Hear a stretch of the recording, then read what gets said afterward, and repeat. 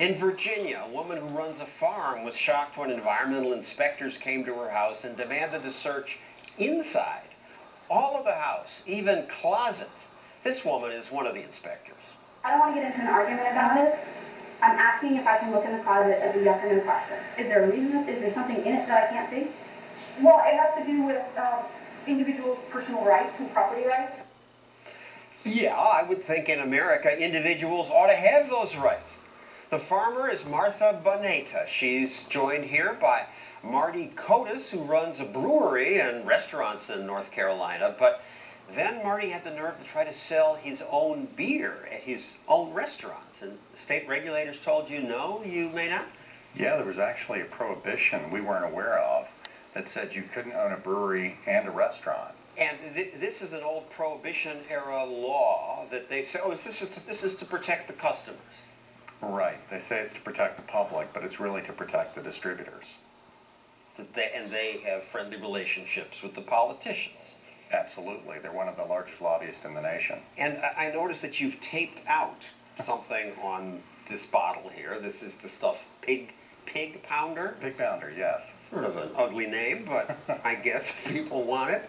What are you taping out? What's that about? So we have on the back this kind of list of the different restaurants. And in North Carolina, that's not allowed on a beer bottle, but if it were a wine bottle, it's allowed.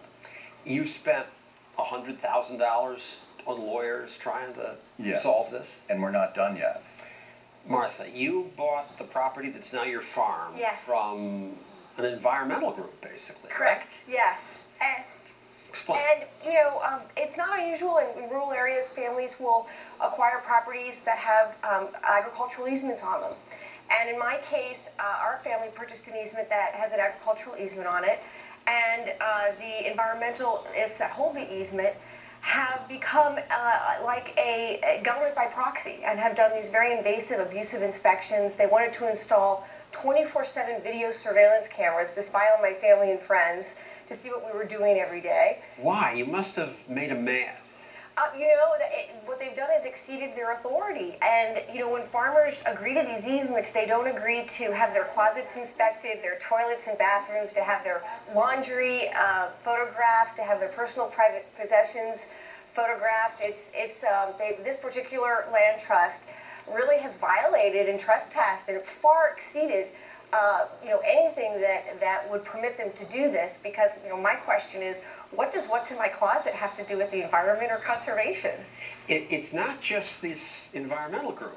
They get cozy with the government. Exactly. And the county came in and found you in violation for having a birthday party for 10-year-old girls. Yes, and, you know, it was my childhood dream to be a farmer, and we worked really hard to get the farm, and I never dreamed in a million years that there would be miles and miles of red tape and regulation. And I had a birthday party for 8 10-year-old little girls, and the next thing I knew, I had a threatening violation from my county that threatened us with $15,000 a day in violations, and that we would need to have a site plan, a special exception permit, an administrative permit, full-blown hearings, in order to, among other things, be able to sell what we produced on the farm, to have a birthday party, or even to carve pumpkins in our pumpkin patch.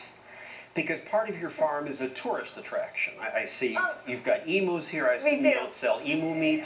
No, but we do sell their emu eggs. We have over 35 animals, and, you know, one of the greatest joys of my life has been bringing the public to the community to the farm to experience a small family working farm. Sheep, ducks, cows, bees. You're a beekeeper. I'm a beekeeper. We have llamas and alpacas and chickens and sheep and goats. But you charge money for things. I do, and you know, being able to sell what you produce on the farm, the fruit of your labor, that goes back since the beginning of time, and it's such an important part of our heritage.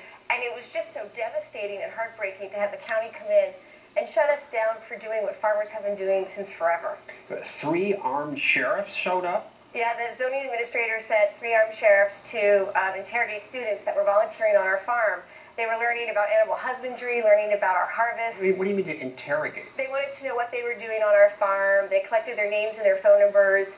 I wanted to know where they lived, and, you know, asked them a series of questions. And it's, you know, it is a private property working farm, and we should be able, as a family, to have anybody we want to come visit, and if it's students volunteering, what business is that of the government to intervene? I would think no business, and maybe that's why Martha's story has kind of a happy ending. Some people were outraged enough by what happened to her. One wrote a protest song about how she sold good products until the day the county came and tried to shut her down. And it's ho, hey, ho, let's strike a blow for freedom. So pushback from the public did eventually strike a blow for freedom. The Virginia legislature passed a special law making it clear that if the zoning rules allow farming, you're also allowed to make money from your farm. Absolutely. So you've won. Well, you know, it's really hard to be a family farmer, and most family farmers just want to be left alone to work hard and make ends meet and be viable on the land, and this bill gets them a little bit closer to achieving that with little government intervention. Just a little bit closer doesn't solve the problem? It doesn't, unfortunately. It really doesn't, because there are still barriers, but it certainly prevents the county from coming in and requiring all kinds of permits and hearings and thousands of dollars in fees. So you know about this, I now know. Yes. Marty, you were surprised when you just made beer and thought, I've got restaurants, I'll sell my beer at my restaurant. Yeah, it doesn't make any sense. You know, I'm a free market guy, and I believe that rules should only exist if they serve the public, and I can't think of how the public is served from this. Me neither. Thank you, Thank you. Martha, Marty. To join this discussion, please follow me on Twitter at FBN Stossel. Use the hashtag Goliath, or like my Facebook page so you can post on my wall. Coming up.